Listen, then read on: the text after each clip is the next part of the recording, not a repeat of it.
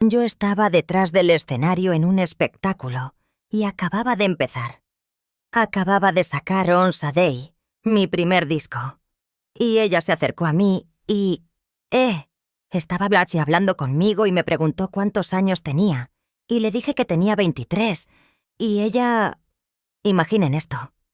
Nashville, 1972. Las luces del backstage parpadean. Las guitarras resuenan por los pasillos. Y la risa se mezcla con el whisky. Connie Smith, ya un icono del country, se encontraba entre hombres que pensaban que dominaban el mundo. Décadas después, finalmente abre el telón. No sobre extraños, sino sobre los hombres que una vez conoció, admiró y a veces amó. No eran solo leyendas lejanas. Eran amigos, colaboradores y rompecorazones cuyos encantos venían acompañados de caos. Sus revelaciones golpean el corazón del mundo de la música, exponiendo el lado más oscuro de la época dorada del country. Probablemente hayan oído hablar de Jerry Reed, el guitarrista de dedos rápidos con una sonrisa que podía derretir el acero. Fuera del escenario, sin embargo, Jerry tenía una reputación que ponía nerviosa a toda esposa de Nashville. Connie había compartido escenarios con él, viendo el brillo en sus ojos cuando veía una cara bonita entre la multitud. Era magnético, divertido, talentoso y totalmente imprudente con el amor. Los amoríos de Reed se susurraban en todos los estudios. Su encanto, una vez su mayor arma, se convirtió en la razón detrás de amistades rotas y matrimonios fallidos. Detrás de las bromas y la risa, había un hombre que no podía establecerse, persiguiendo para siempre un afecto que no entendía. Pero Jerry era solo el comienzo. Cuando Connie recordaba aquellos años salvajes, el nombre de un hombre siempre seguía al de otro. Cada historia más oscura y enrevesada que la anterior. Después de Jerry vino Marty Robbins, uno de los primeros compañeros de gira de Connie.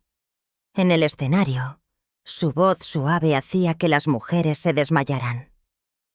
Fuera del escenario, sus coqueteos eran imposibles de ignorar. Connie a menudo se encontraba atrapada entre la admiración y la frustración. La pasión de Marty por viajar no era solo por las carreteras. Se extendía a su vida amorosa. Los rumores de romances entre bastidores los seguían como sombras. Su matrimonio sobrevivió a la década, pero a duras penas. Detrás de su sonrisa amistosa había un hombre atormentado por la inquietud, constantemente dividido entre el escenario y su conciencia culpable. Para Connie, él representaba la verdad agridulce de que incluso el hombre más amable podía ser consumido por las tentaciones de la fama.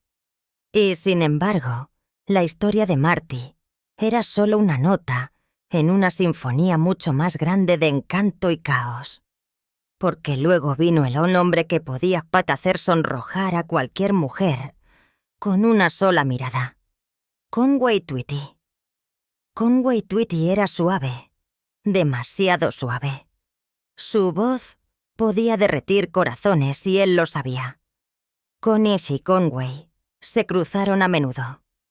Sesiones de grabación, entregas de premios, giras e innumerables fiestas posteriores que se prolongaban hasta altas horas de la noche. Escuchaba todos los sábados por la noche, tratando de escuchar el Grand Opry y Ernest Record Shop. Pero tratábamos de escuchar a mis favoritos en el Grand Opry, que eran los hermanos Lubin. No podía esperar a que salieran. Su química en el escenario era innegable, y el público podía sentirla. Los susurros se extendieron rápidamente, y pronto los rumores cobraron vida propia. Connie, siempre profesional, trató de ignorarlos, pero no pudo negar la tensión que bullía entre ellos cada vez que la luz de los focos se atenuaba. La reputación de seductor de Conway era legendaria en los círculos country. Tenía una manera de hacer que cada mujer en la habitación sintiera que era la única. Su encanto era hipnótico. Sus palabras como whisky suave. Su sonrisa una promesa que rara vez cumplía. Sin embargo, ese mismo encanto escondía una profunda inseguridad. Una necesidad de validación constante que lo impulsaba de un romance fugaz a otro. Connie lo vio todo. Debajo de la confianza había un hombre que temía ser olvidado, aterrorizado de que sin adoración desaparecería. Después de Conway, las cosas se volvieron aún más complicadas. El siguiente hombre en la historia de Connie era una de las estrellas más brillantes y uno de los más destrozados. Su nombre, Glenn Campbell. Piensen en Glenn Campbell, el vaquero de diamantes de imitación. La relación de Connie con Glenn era compleja. Parte amistad, parte desamor, parte advertencia. Cuando se conocieron a fines de la década de 1960, ambos estaban escalando la montaña de la fama. Sus nombres comenzaban a resonar en todo Nashville. Compartieron escenarios, entrevistas de radio y largos y silenciosos viajes entre espectáculos, hablando sobre la fe, la familia y la gran soledad que venía con los aplausos. En esos momentos, Connie no veía a la superestrella, sino al hombre detrás del brillo. Un hombre a la vez tierno y atormentado. Glenn era magnético, pero impredecible. Su estado de ánimo cambiaba con sus adicciones y las presiones de la actuación constante. Una noche estaría radiante, contando chistes y tocando la guitarra como un hombre enamorado de la vida. Al siguiente, se retraería en sí mismo, perdido en la culpa y la confusión. La fama había llegado rápido y con fuerza, al igual que la tentación. El torbellino de mujeres famosas, las interminables giras y la creciente dependencia del alcohol crearon una tormenta que nadie pudo contener por completo. Connie a menudo sentía su inquietud, la sensación de que estaba huyendo de algo que no podía nombrar. Lo vio desvanecerse y aparecer en su vida como una melodía inquietante. Pero si el caos de Glenn era emocional, el siguiente hombre que conoció y vivió su dolor como una insignia de honor. Él era el forajido que convirtió el desamor en poesía, Merle Haggard. Merle Haggard tenía una presencia que llenaba cualquier habitación. Melancólico, misterioso e imposiblemente atractivo. Cuando Connie lo conoció, fue durante el apogeo del movimiento de country forajido, cuando las reglas de Nashville estaban siendo reescritas por hombres como Merle, que vivían exactamente como cantaban. Ya era una leyenda. Su pasado marcado por barrotes de prisión y canciones de redención. Pero lo que atrajo a Connie a él no fue solo su fama. Fue su honestidad, el dolor que parecía vivir detrás de sus ojos. En el escenario era intocable. Fuera del escenario era frágil, dividido entre el amor, la soledad y la pegajosa y lenta.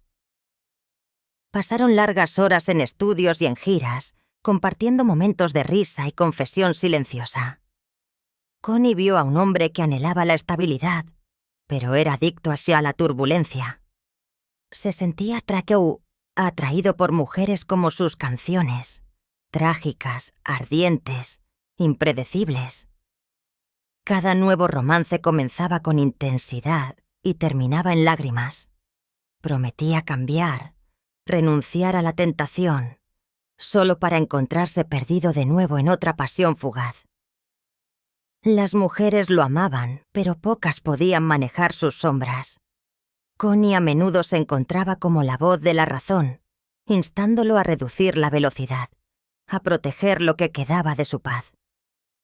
Pero Mel solo conocía una velocidad, a toda velocidad, hacia el desamor.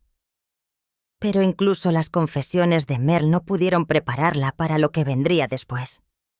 El hombre cuya voz podía derretir el corazón más duro, pero que ahogó el suyo en una botella. George Jones. Si alguien encarnaba tanto el genio como la destrucción, era George Jones. Connie tuvo un asiento de primera fila para su brillantez y su caída. Ellos estuvieron de gira juntos a fines de los 60 y principios de los 70, cuando la voz de George podía detener el tiempo. En el escenario era electrizante, vertiendo cada desamor que había vivido. Y Connie a menudo se encontraba de pie, asombrada, al borde del foco. Pero cuando cayó el telón, la oscuridad se infiltró. Fuera del escenario, la botella gobernaba su vida. Su afición a las mujeres iba de la mano con su bebida, cada uno alimentando al otro en una niebla de culpa y caos. Podía ser encantador, divertido y dolorosamente honesto en un minuto y explosivo al siguiente. Connie fue testigo de su ira, su ternura, su desesperación y los momentos de vergüenza que siempre seguían. Había noches en que la llamaba a las 3 en Eraseme, arrastrando palabras que oscilaban entre el amor y la disculpa, rogando perdón por los pecados que repetiría al día siguiente. Ella sabía que detrás de su risa había un dolor que no podía silenciar.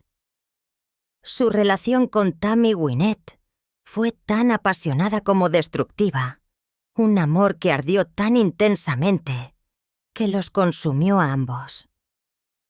Connie había visto sus peleas entre bastidores, las lágrimas, las reconciliaciones que nunca duraron. Los celos de George y la independencia de Tammy chocaron como un trueno, dejando tras de sí una devastación emocional. Para Connie, George era tanto amigo como advertencia, un hombre demasiado talentoso para su propio corazón, demasiado frágil para el mundo que ayudó a construir. Sin embargo, incluso el dolor de George no podía igualar el incendio forestal que vino después. Un hombre que convirtió la rebelión en una forma de arte. Waylon Jennings. Waylon Jennings era el chico malo del country, y Connie lo conocía bien. Sus caminos se cruzaron en estudios de grabación, programas de televisión y bares ahumados entre bastidores, donde la risa era fuerte y los secretos aún más fuertes. Para el público, Waylon era el rey forajido, la voz de la rebelión y el deseo crudo. Pero para Connie, era una tormenta envuelta en una chaqueta de cuero. Sus ojos ardían con encanto y peligro, y su presencia podía cambiar la energía de una habitación como un trueno repentino. Podía ser amable y divertido en un momento, luego impredecible y distante al siguiente. Compartieron conversaciones nocturnas sobre música, fama y la soledad que venía con ambos. Connie vio el lado más suave de Waylon, el que extrañaba a sus hijos, el que temía morir joven, el que quería ser más que la leyenda que la gente exigía que fuera. Sin embargo, ese mismo hombre desaparecía durante días, perdido por sus vicios. Sus relaciones con las mujeres eran redes enredadas de pasión y destrucción. No podía ser fiel, ni siquiera cuando lo intentaba. Las drogas amplificaron su imprudencia, llevándolo más profundamente al caos y la culpa. Connie una vez describió estar cerca de él como estar cerca del fuego, cálido, embriagador, pero destinado a quemar.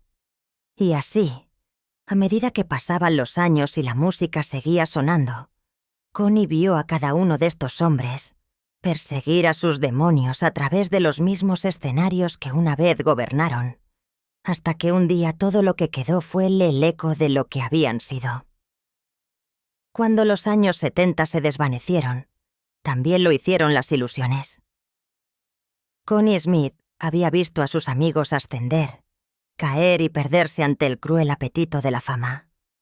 Había compartido camerinos, risas y lágrimas con ellos, y ahora los recuerdos volvían como melodías inquietantes. Había amado al casado a algunos, perdonado a otros y llorado a la mayoría. Sus revelaciones no pretendían humillar, sino recordar. Estos mujeriegos, ella lo sabía, no eran villanos. Eran humanos, víctimas de su propia hambre de amor y validación. Cada aventura, cada corazón roto, cada susurro entre bastidores, era parte de una tragedia mayor escrita con luces de neón y polvo de Nashville. Connie todavía podía recordar el olor a humo de cigarrillo, el murmullo de la multitud fuera de la puerta del escenario, la imagen de George tambaleándose con una botella en la mano, o Waylon desapareciendo en la noche con una mujer del brazo. Pensó en los ojos frágiles de Glenn cuando hablaba de amor, en las confesiones de Mel susurradas después de la medianoche, en el encanto inquieto de Conway. Cada recuerdo era un hilo en el tapiz de una generación que ardió demasiado brillante y demasiado rápido. Años más tarde, cuando el foco se atenuó y el tiempo suavizó los bordes del dolor, se dio cuenta de que decir la verdad no era un acto de traición. Era un acto de misericordia.